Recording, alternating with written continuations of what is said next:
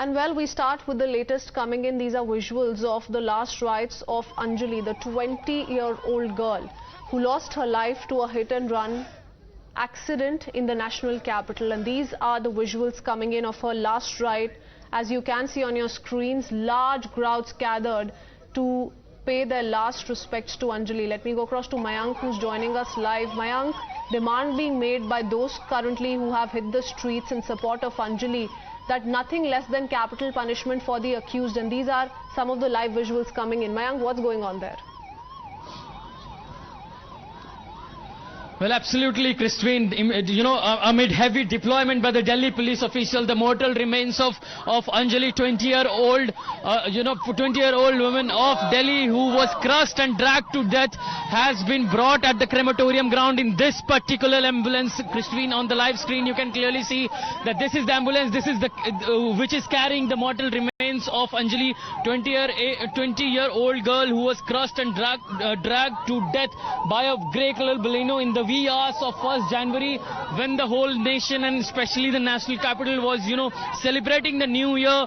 A 20-year-old woman was, being dragged to death, by a car on the streets of national capital. The Delhi police officials could not man the checkpost in the 13 to 14 kilometer stretch going towards the Kanjawala, and the life could not be saved that night, despite multiple calls made by the eyewitnesses that we have also talked to. So this is the scenes on the ground. The ambulance is entering the crematorium ground in Mangolpuri area, and all the journalists are seeing live visuals, sending visuals from outside the crematorium ground, because the public have assembled in last year asking for nothing but capital punishment for the perpetrators accused, who have been put behind the bars for this act. There have been charges imposed against them, but the public are not satisfied yet. They are asking for stringent punishment by the police officials in this case. We are not going inside, sir. We are not going inside. I'm only outside. Please calm down. You can clearly see that on the live visuals, the crematorium ground, the gate, the entry door of the crematorium has been completely shut for the media and for the police officials. Only the close relatives and the family members of Anjali have been allowed to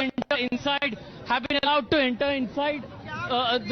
The and video journalist Kamal Kant is showing you the live visuals.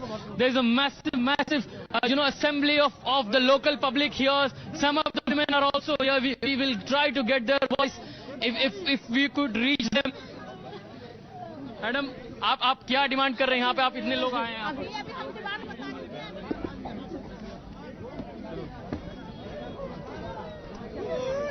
Kamal Kant. Okay. We continue to stay with those visuals, but on that note, I also want to go across to Madam Kiran Bedi, former DG Tihar Jail, joining us on the broadcast. Ms. Bedi, this is extremely unfortunate, and one can totally understand what the family members of Anjali today are going through. But with regards to the investigation, Times Now has been trying to piece together what perhaps happened on the 1st of January this year itself. A grim start to New Year's for Anjali, for her family. This has left the entire nation in shock, but the lapses cannot be forgotten and sidelined, ma'am. Yes, the lapses are on two sides.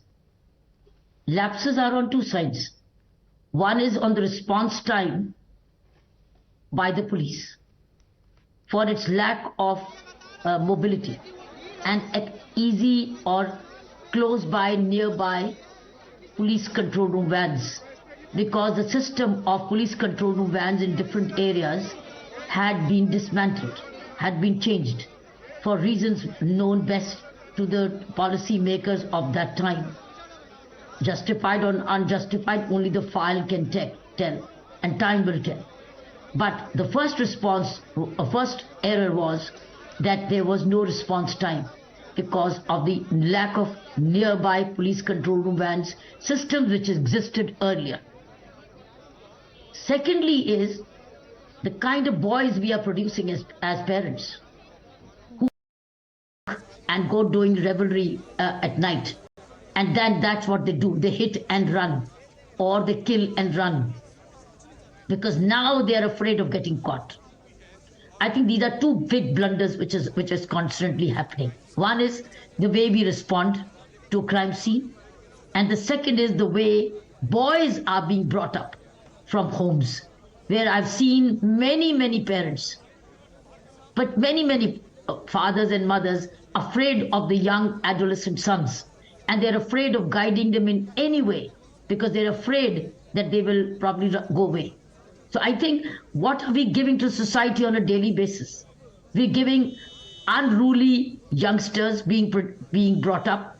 I think we need to have their parents on camera too, to tell us what went wrong with their grooming.